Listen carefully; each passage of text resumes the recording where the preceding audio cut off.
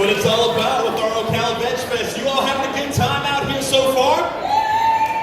I love it. I'm just curious, make some noise if this is your first Veg Fest that you've been to. Is anybody's first time? Welcome. So where did everybody come from? Second time, third? Okay, Richard, I can't keep up. Where is everybody from? Where did we come from? Just shout it out. Jacksonville, Ocala. Massachusetts, wow. Can anybody beat Massachusetts? Did anybody come from Alaska? India, we got India. That wins. You came all the way from India. You came all the way from India to be here with us today? Yes! Yes, sir! We know. How many of you all traveled from out of the city to be here with us today? That's what I like to see. Anybody here? Hey, Cheryl! Who else here from Orlando? Do we have any Orlando folks? Yes! We're neighbors. Your neighbor. I just want to make one important announcement that we forgot. There's a raffle going on. So if you guys have not gotten your raffle ticket, you can step right over there. She's waving her hand for you at aPlantBasedDiet.org. They're going to raffle off the tickets, and we have some nice prizes for you. It is a free raffle, so please go on over and get yourself a ticket. All right. So next, all right. So I just want to tell everyone that I have a table over there. We're selling hats, we're selling books, we're selling jewelry, and we're selling all kinds of stuff. So shirts. So everyone go over to that booth and just check some stuff out. And I also want to tell everyone I am part of the Hearts and Minds tour. Hey, yeah, make sure y'all go over there. Support Vegan Evan. You know, it's tough being 8 years old in 2019. Bless your soul. Hey, we do want to give a little friendly reminder, everybody, that we have water because we are zero waste here. So we have water over here. Refill your water. Make sure you take some pictures in front of the nice cute little banner. Hashtag Ocala Veg Fest. We compost zero waste. So if you have any food scraps, they're right up in here, the green bins. And then we also have one more thing that we need to say. Oh, the raffle. You did it. I did the raffle. There is also a hose in the back for any of the vendors that need water, like a lot of water. There is a hose back by the food truck that's in the back. That was the last thing. And I think somebody has a joke to tell. With a joke? Yeah, I think it's your turn. Man, entertain the people. I can't really give a joke right now because I don't think anybody would really care it at all. That one. There it is. I tried to make a hair joke, but it wasn't very appealing. Wow. Evan, you did that one on the spot, man. That's good. Well, we're going to go ahead and introduce your next speaker to you, okay? Because this man, he has made it a mission in his life to help spread awareness and shine a light on the vegan lifestyle in a very beautiful way. He's a former NBA player. You'll be able to tell because he's about like 4'9". Just kidding, you all know, it's very obvious who it is. He says, vegan? Make sure you all check out his podcast, The Vegan Transition. Without further ado, please, I want you all to give a humongous round of applause for Mr. Marcus Watts!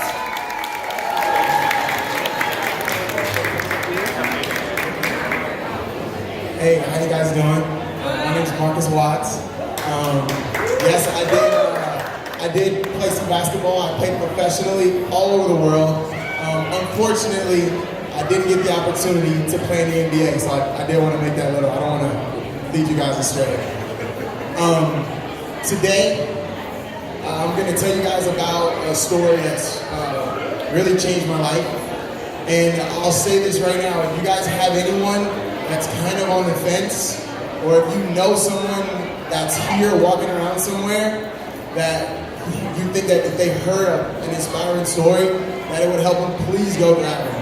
So, I'll start by saying that I want you guys to put yourself in a scenario, okay?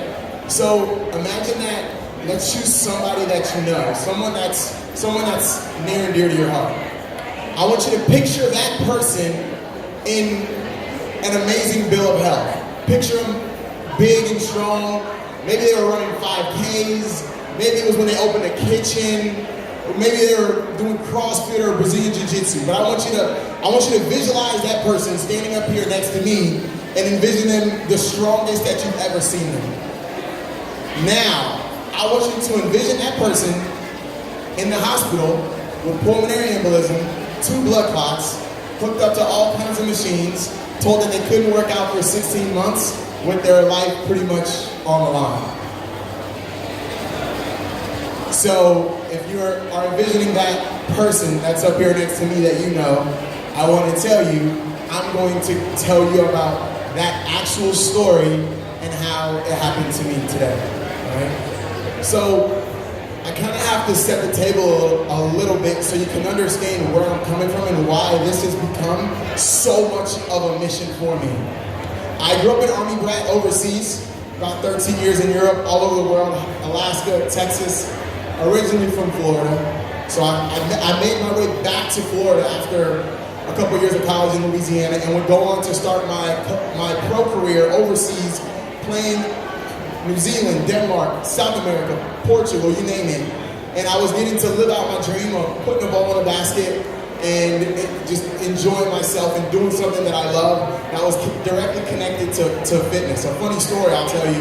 I remember one time I was actually in Orlando, not too far from here, of course, and we were out at a club that evening. I was about 22 or 23, and I got a call on my phone, and I was like, oh man, like that number is that's not a U.S. number. It might be my agent. I don't really like talking on the phone. Most of you guys probably agree, right? Just text me. So I answered, and it was my agent, and he says, hey, can you be in Portugal in 16 hours or 18 hours? And I said, I mean, I'm 22 years old. I just play basketball and get to the, of course I can. And he says, okay, well, hey, where are you? Because I need to fax you the contract. I said, man, I'm out right now.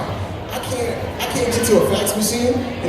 And I said, can we wait till tomorrow? He said, no, it can't wait. And if any of you guys knows anybody in the sports world, it's such a cutthroat world. Like, literally, if I didn't take care of that, they had 5 more guys lined up. So I'm in the club, and I say, well, let me see what I can do. Long story short, they end up faxing me the contract in the club. I sign it. The night goes completely different. And 16, 18 hours later, I was on a plane headed to Portugal. And that was my life. It was based around fitness. It was based around performance. I like to be strong, feel strong, move fast, and I like to make other grown men physically hurt when they came close to me, right? In a sports manner, right? Not to really hurt anybody. So, at this time, let's fast forward now. So I'm done playing basketball. I finished up in about 2011, 2012. Now I have my first gym open in Fort Myers, Florida, the first of 2 gyms that I would open. CrossFit hybrid style gyms. And at that time, now I'm 30 years old, and I've peaked my performance even past when I was paid to get on planes, fly across the world, and put a ball in the basket. I'm performing better, I'm jumping higher, I'm running faster, I'm about 7.5% body fat. And I'm working out with some really amazing people locally in Southwest Florida. We have some really great talent inside of the strength and conditioning and fitness world, especially in the CrossFit world at that time. So I'm working out with a couple of my buddies. 2 of which were CrossFit Games athletes, 3 of which would end up being on The Ultimate Fighter. So I'm kind of outclassed here, just kind of fitting in. And we're doing a workout a couple days before this day that I'm telling you about, and I had noticed a little bit of fatigue when I was running, and that's not a normal thing for me. Play basketball, 400 meters, 5K, 22:40, no problem at all, let's go, even at 230 pounds. I kind of shrugged it off. Well, now I've got everybody at my gym, this group I told you about, and we're all working out together. And I finished the workout, and I remember, like yesterday, Lauren Brooks looked at me and she said, what's wrong with your arm? I was like, what do you mean? Like, nothing, I just probably got a pump, that's probably what you're noticing. And it ended up, my left arm was about 4 inches larger than my right arm. I know because I measured. They immediately instructed me to go to the hospital right now, which I ignored because I thought I felt fine and it would probably get better tomorrow.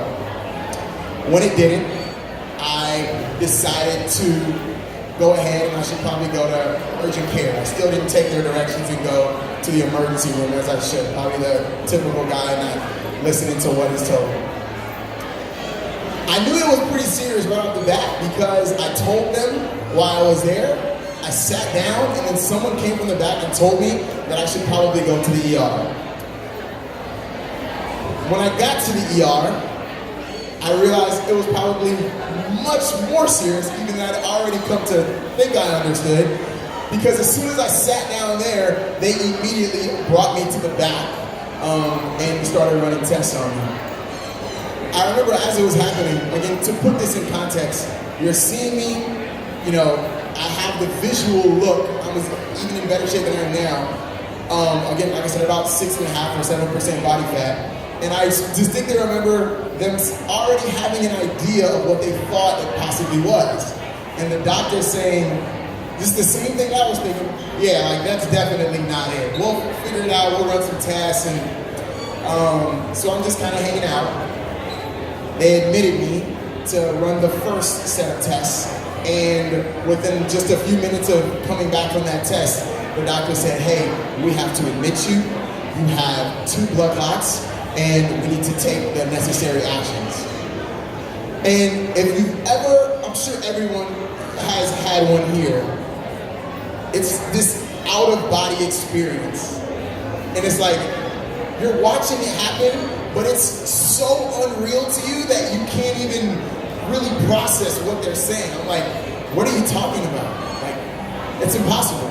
I eat extremely healthy, or so I thought. Fruits and vegetables, nuts and seeds. At that time, I of course was consuming lean meats, but I took very, very good care of myself, or so I thought, and I was very, very much committed to living a life full of health and wellness.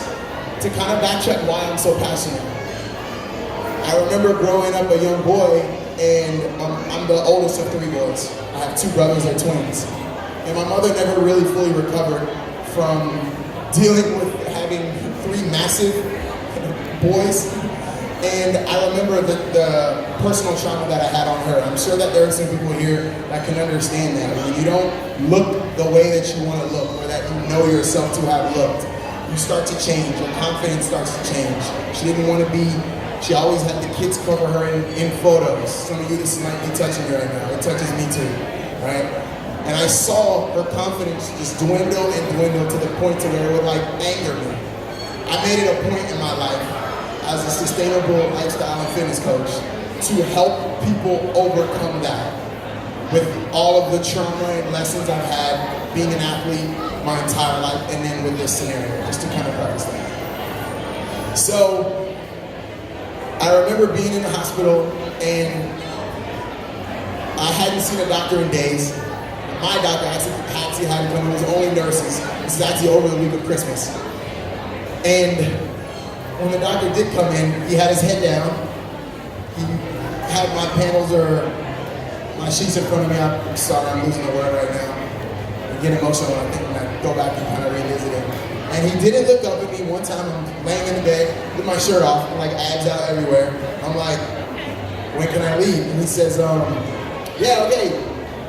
You can leave today if you take this medication, and once we get your INR levels up, you can take this medication, but then you have to come into the hospital every day for about a month to get your levels checked. And I was like, okay, so what's the catch on the first one? And he says, okay, well, if you were to be in a traumatic accident, we couldn't give you vitamin K to stop your blood from flowing. I would bleed out, in essence. I'm not saying it right, but I think you guys understand. And I was like, bro, how is that even an option? Like, how is this the answer? All these machines in here, and you're telling me this is the answer. I was like, okay, that's definitely not it. Like, he's looked up at me once or twice now, and he's like, okay, well, once we get your INR levels up, then they can prescribe me a certain amount of Coumadin, at which I then have to continue to get those checked daily for about a month. I was like, all right, whatever. I guess that's the only thing I can do. And I distinctly remember, like, the nurses coming in after that and asking me, like, for a breakdown of my diet and how I ate.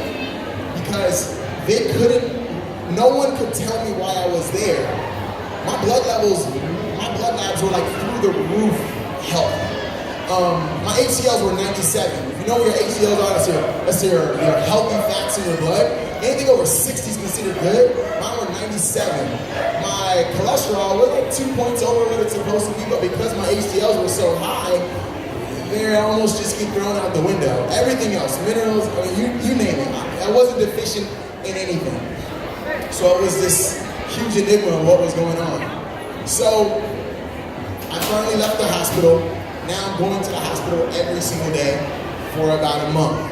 I go in, they poke me, boom, I go sit in a waiting area, they call me in somewhere else, they poke me again, they tell me to go home and poke myself. I'm like, damn man, I don't even take ibuprofen. None of this is appealing to me.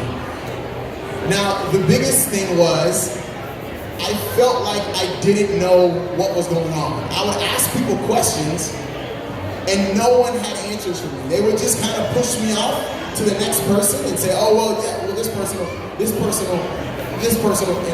I never felt like I was informed on what was happening to me. I never felt like I was informed. And this is from a person who understands what's going on.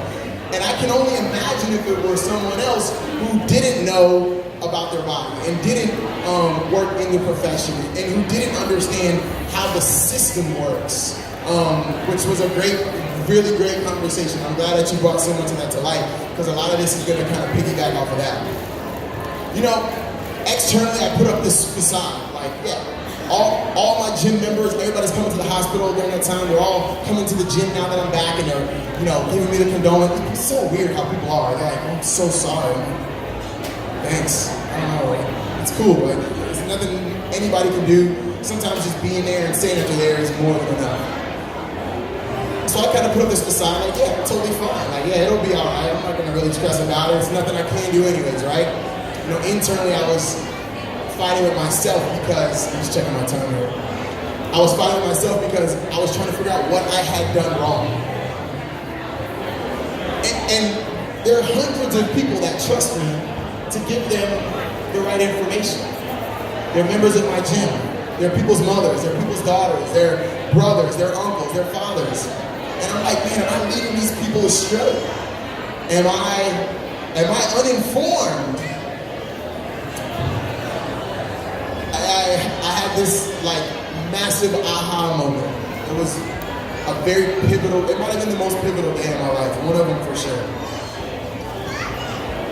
I was driving in my truck, I'm headed to go see the specialist. Now that was the whole thing. It was like, get out of the hospital for 30 days, you do this. Like 31st day, you go here, you see this guy, they're gonna tell you what's next. I'm like, all right. So again, I don't even take ibuprofen. Like I don't use ice. Like I don't do any of that. I don't like foods that have any type of additives or preservatives in them. This is a big stretch for me. So I called. And they do the whole like corny like person that acts like they carry on the phone. Some of them actually do. I'm not throwing them all of those, but this one didn't. And I said, hey, yeah, look, I have an appointment today, and I just wanted to know what I could expect. Like, what are the proceedings that are going to take place today? And what are the possible outcomes from that? Just give me some, just so I can kind of, and she pretty much was like, when you come, they'll explain it. And I was like, I'm getting a little itchy now. And I was like, I understand that you can't tell me exactly what's going to happen, but you can inform me so I know what to expect and be mentally prepared. It's a lot for me to take on. She says the same thing, and I'll never forget, I get goosebumps like when I think about it. I was riding at the time I had an old beat up Dodge Ram 1500, it was like burgundy. It was like, you know, it's a little bit beat up on the outside, you throw a lot of cans and stuff in the back, but it gets the job done, and you know what I mean, you love it. So I had the music down real low. At this point, I couldn't hear it. The windshield wipers were going, and I was just silent, and she was like, sir? And I hung up, and I flipped a U-turn in my truck. And I went home, and I popped open a thing of donuts, which I hadn't had in a long time. And I'll explain why. I, at that point, already was very skeptical because I was informed on the things that were happening inside the medical industry, on what the FDA is allowed to do to our food, on understanding the fact that I will never, ever downplay doctors at all. But I will say, it is important that you understand doctors' jobs in medicine are to medicate you. Surgeons' jobs are to perform surgery, right? Preventative medicine is just that, preventative. So being aware of that, I understand that the system is not set up to inform me.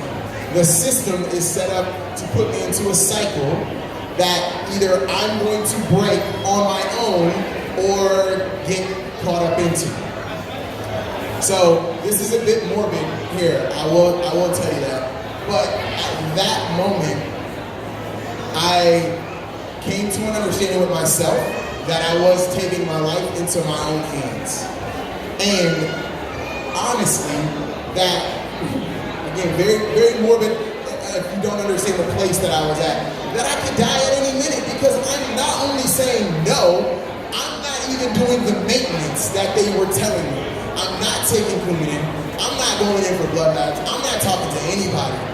And at that moment, I found a very serene peace within myself, which was, if this happened to me and I had been performing in this manner so high for most of my life at that, now maybe there was a way that I could start to explore some other things based on what I'd already been hearing and seeing. I'm a scientist of sorts, right? Not of the degree kind. I went to school for business. It's very simple. Anyone can run an experiment here. There's experiments going on over here. Every time you walk up to, for instance, my buddy Brendan over there, Brendan, raise your hand. Everybody should go over there and see him and run an experiment after this. Experiments go like this. You have a hypothesis. I think that shit tastes really good. And then you run an experiment, you try it, and then you gather the data. Oh, that was good. How do I get more? It's that simple, right? So that's what I decided I was going to do. I started to take in information. I started to find new resources. My family's from Kingston. We eat a lot of curry pork, a lot of meats, right? All right, let me start to examine some of this stuff that runs a lot deeper than what seems to be surface level.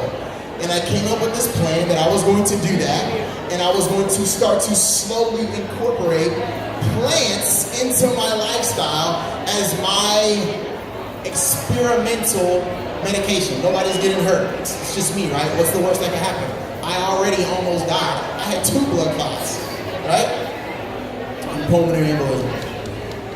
So, at that point, the problem is it's 2013.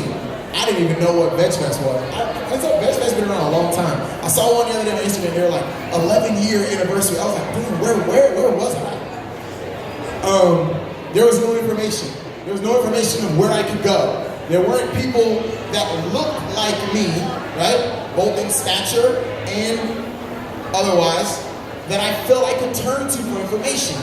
There weren't as many podcasts. Instagram wasn't as big in 2013, 2014, the way it is now, where you can just consume, and you can separate the good information from the bad. So I started looking for some resources, and I came across David Carter. Now he's on Instagram as I am David Carter, right? He's formerly the 300-pound vegan. He was an NFL defensive lineman who decided to go plant-based after having a lot of health issues. Joints were just completely destroyed. I remember he said he couldn't even bench press like 315 pounds. Look, when you are an NFL defensive lineman, that's a big problem for you, right? And it wasn't due to strength, it was due to his joints. I listened to the podcast maybe about 4 different times. I took notes on it more every single time. I wrote down what he said he ate, because my thing is, again, hey, I'm an athlete, right? And it'll change, but it'll never stop. Right? I want to be big, I want to be strong. I hadn't seen anybody like that. So I took in what he said. I started to gradually, I will say this, and I don't ever suggest that anyone goes cold turkey vegan. And I don't suggest that because unless you are in very good tune with your body, you're not going to understand how you can supplement. This is something else I'll say too. And if anyone wants to talk to me, please guys, like, come, we can chat afterwards. Most people already don't eat enough as it is. With all the clients that I train, the biggest thing that I find when I take on someone for coaching is I end up having them eat more than they were before. So and they lose fat and they get in the shape that they want to get to. So most people will go plant-based, they'll start eating like a rabbit. That's not how I eat. And because of that, they're already taking in less calories, which means that you take in less nutrients. And that's what our focus is here at VegFest. We're talking about nutrient-dense foods, right? So I started to explore how I could do that. I realized a couple things. This really isn't as hard as people made it seem, right? Number two, it's way cheaper. My grocery bill dropped from like $250 a week to like $60 a week. Once I buy bags of rice and bags of beans, it's like a cakewalk from there. Especially in Florida, we're super lucky. We can get out to markets and stuff. And it was a lot cheaper than I had thought. I started to see myself perform. Gradually, the first thing I did was I already had dairy, and dairy was out of my diet for a long time. Now I started to go ahead and remove the red meat. Then I removed the chicken. Then I just had fish and eggs. Then I just only had shrimp and eggs. It was like a gradual thing. That's why my whole movement is the vegan transition, right?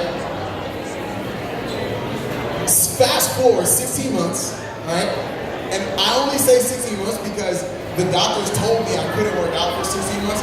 So the whole time I was out, my goal was just marked on a calendar. Like, okay, I'm having way more plants. I started to remove a lot of these things from my diet. Right? Let's see what happens. About a month before I was scheduled to come back, I actually started doing a little bit of resistance training. My first week back in training with my coach, after being inactive for some 15 months, I PR'd every single lift that I've ever done. So, PR, personal record. So, I squatted more, I deadlifted more, I ran faster, I jumped higher, I snatched 245 pounds. And funny enough, that day I told you about when my arm swelled up to about 4 inches, that day, 15 months before, I had set a personal record that day at 225 pounds. So how do I then lift 20 pounds heavier after not being able to work out for some 14, 15 months? My coach called me and was like, man, these lifts are good, man. How you feel? I said, bro, I don't know how to explain it. My joints feel better. I'm recovering faster.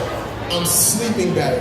And this is from some people can't really tell the difference as much, but I'll say for myself and anyone that really pays close attention to what your body is telling you, I know how I perform. I know how long it'll take me to recover from a leg workout. I know how long it'll take me to recover if I run a 5K. So I have crazy data already.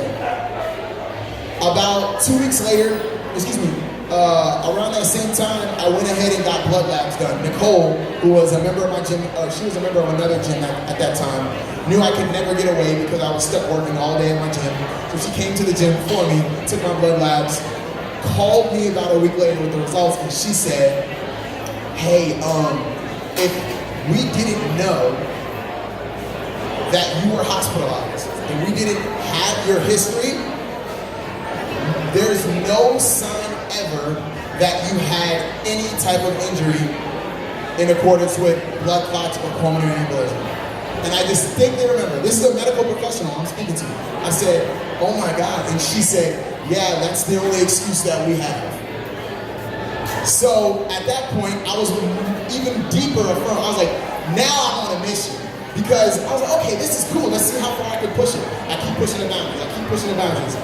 And I remember posting on Facebook. I don't really talk about it in the sense that I do at that time, or that I did at that time anymore, because I realized not everyone's ready to consume the information.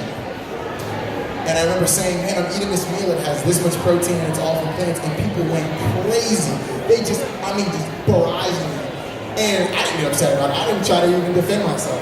I just realized that if I'm telling you that it's possible to come back from pulmonary embolism, lift more, jump higher, run faster, from a guy that played professional sports, who's a master fitness liaison with local SWAT teams and exercise science departments and own 2 gyms, people who have built their careers around the other side are really, really scared. Because I'm saying that there's a possibility that what you guys have been doing may not actually be the best way.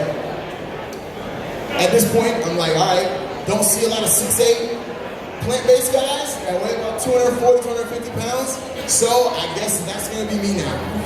And I kind of set out to break that mold and show people that, hey, when you adopt a plant-based lifestyle in the right fashion, when you take into account how you were previously eating, when you take into account the first thing you need to do is stop eating like shit and start eating like you give a damn about yourself before you do anything else, that you can start to change everything. Something you gotta understand about the human organism is that it's highly adaptable, right? Thousands and thousands of years, your body's learned how to work. Your body's learned what it can do and what it can't do. I think that people discount what the human organism is capable of. And when you start to really maximize it, as I've seen on plants, the possibilities are really endless. So I'm 35 now, and I feel amazing on plants. I know I'll never go back. And it runs a lot deeper than even just the health side for me, you know. And a lot of times people will go and speak about the animals, and I will say that I was not aware. I really didn't think about it at all. And when I started to take it into consideration, I definitely saw it much different as to, man, like I was eating these animals, and if you guys come check me out on Instagram or something, you guys will see my dog. I was like, there's no difference. In Ireland, you can order a horse steak. And in Asia, we know what you're allowed to eat over there, right? So if he was born in one of those countries, it would be, who knows? But I do think also that the cultural side of it does get left out, because so much of the emphasis becomes on the animals, and so little of the emphasis is on the education that we're giving our youth and the education that we're giving the people who are feeding them. So if there's one thing that I can share with you guys, and like I said, I'll be over there with Brendan and Carly, because we go back. My first Veg Fest, Brendan and I did a talk together. And if you want to come and talk to me, please do.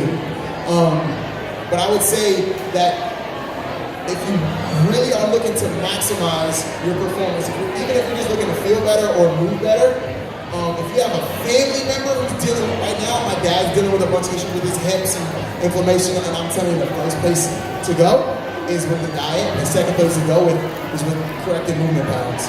But I would definitely recommend using plants as the newest form of medicine. So, yeah. Thank you guys. Guys, I have like 12 more minutes.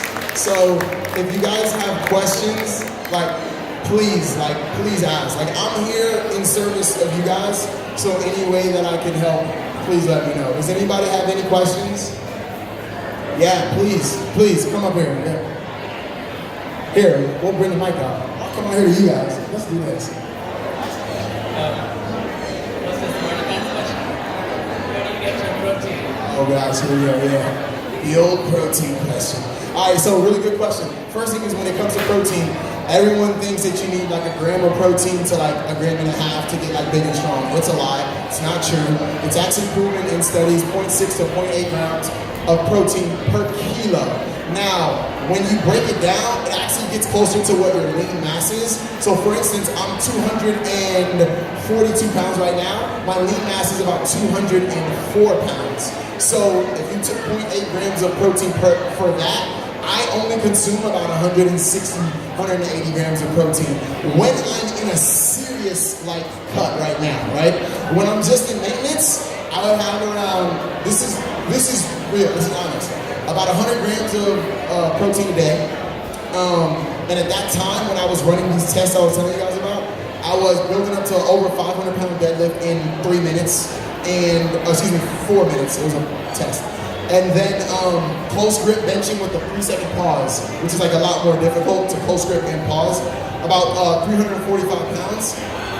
And I was back squatting over 440 pounds, which for me, I mean, they're not big numbers. There's some really, really strong guys, but for me, with the levels I have and how my body's always worked, those are good numbers for me. So, yeah. Did you have one more too? Workout regimen. This is good.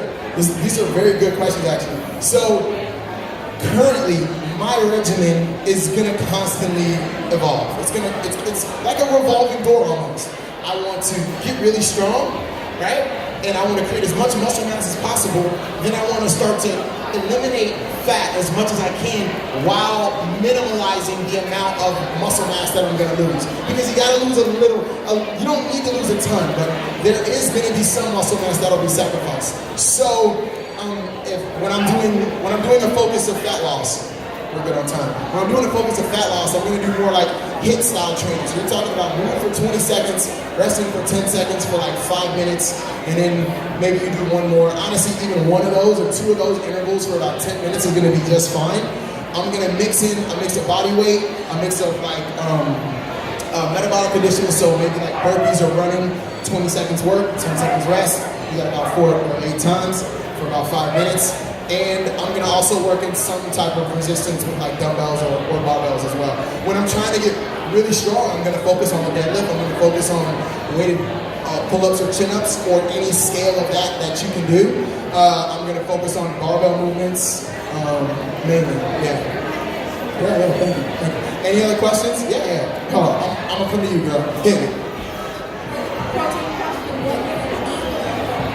So, the one thing I'll say is, you hear it a lot, it gets like played out, but protein is really all around you. So some of my go-tos are gonna be beans, if your body can process them. This is something that's very important. When we talk about running this hypothesis, running this experiment, you're gonna have to see how your body digests some of these foods, right? Some people cannot have fruit at all. Some people cannot have legumes or beans at all. Others, like me, eat everything, I'm fine, but I'm constantly paying attention. So hemp hearts, 3 tablespoons of hemp hearts, 10 grams of protein per serving, right? Seeds, flax seeds, chia seeds, right? About 2 tablespoons to a serving, and about 6 grams of protein. So I'll normally make a lot of smoothies because they're the simplest. I'll make like a 60-ounce smoothie with bananas and some type of berries, some type of green, some of those seeds that we were talking about, some other different types of fruit. And I'll normally have like a big one and I can break it up throughout the day. That's another myth that's also been busted that says that you have to eat all your food because it makes your body work to burn the calories or some crap like that. Science has proven that wrong. I will only tell you guys something I know has been disproved by science. Most of my diet, honestly, like 50 to 70% some days are all smoothies. And they give me the power, they give me the calories to really expend the energy that I want. So to go a little deeper with the protein side, before I get back to some foods, guys like Tori Washington, look him up on Instagram, Namai Delgado, vegan bodybuilders. I'm not a bodybuilder, I just like to be strong, like I said, play sports, you know what I mean, look good and take your shirt off when you go to the beach. Let's be honest, we all want to. When those guys are in a deep cut as pro bodybuilders, they're looking at your total daily intake for calories, right? Maybe it's 2,000 calories. 60% of those calories are going to come from carbohydrates. These are for bodybuilders, shredded, competitive, pro, right? About 20 to 25% of those calories are going to come from actual protein. And then the rest of those will come from fat. So when you look at that, all the no-carb diets and all that stuff, I don't throw shade at anybody because everyone's body performs different, but your body's used to using carbohydrates as its main fuel source. If you're getting them mostly from plants, you're gonna get all of the benefits and almost none of the drawbacks. So, a couple other foods, chickpeas. I'm big on chickpeas. Edamame, soybeans. There's a bit of a controversy about that. I would say this: do your own research because there are a lot of studies showing guys eating like blocks of tofu, like soybeans, like for like an inordinate amount for 30 to 60 days, and their testosterone levels went up. Now, it is a genetically modified, that's what one of the biggest things is with soybeans. It's like one of the most heavily like genetically modified products. But again, go do your own research because kind of like the squat had been for about 60 years or so, demonized. Don't squat below parallel. If you squat, you're gonna hurt. That too was just from a doctor that put something in a big magazine at the time and kind of scared people, right? And that's been disproven, right? Look at Olympic lifters. It's not bad for your knees. It actually wins you gold medals and makes you jump higher than anyone else. So, any other questions? I still got like 5 more minutes. I'm gonna use these 5 minutes up. Amen. the podcast that I listen to? Well, the podcast that I listened to was the Rich Roll. I'll rip off a few. The Rich Roll podcast. All right. He is an ultra marathon runner, so you're talking 100-mile runs. It's like insane. Those guys are crazy. He did one where he did like 8 in a week, or 7 in a week or something. Rich Roll. David Carter. I am David Carter on Instagram. I'm actually helping him to build out his podcast, which, fingers crossed, uninterrupted, LeBron's network is hopefully going to pick up. My podcast is The Vegan Transition. I only have 1 episode up now, but as of next week, there'll be like so much content rolling out. Namai Delgado, N-I-M-A-I. Namai Delgado has a podcast as well. And honestly, if you just were to type in like vegan podcast, there are so many, and you'll kind of start to find your flavor. Some are just on cooking. You know, mine is kind of on the performance side and what you heard today. Any other questions? No? Okay, awesome. Hey, I want to thank you guys. Yeah, thank you guys so much. And I want you guys to do something. I want you guys to pull out your phones. If you got your phone, I want you guys to pull out your phone right now. All right? If you're on Facebook, I want you to find my page, The Vegan Transition. All right? The Vegan Transition. And if you have any questions, I want you to DM them to me right now. Like, message me, and I will answer. I know everybody maybe can't come or might not feel comfortable in this setting. The Vegan Transition on Facebook. Drop me a question. Let me know whatever it is that you want to hear about, and I will get you a resource. I'll get you information. Also on Instagram, my Instagram is The Watts Guy. Same way it sounds. The WATTS Guy. And if you got questions there, come ask them as well. I post a lot of informational stuff, a lot of resources, and I have a lot of plant-based like fitness plans. I actually have a free 14-day plant-based fitness challenge that'll be starting in the next couple weeks. So if you just want to see how you can eat, to see how you can exercise, it's completely free. And also these shirts will be for sale soon. Also, so. But that's all I got, right? I think I'm good. Thank you guys so much for having me. I really appreciate it. One more time, everybody, Mr. Marcus Watts.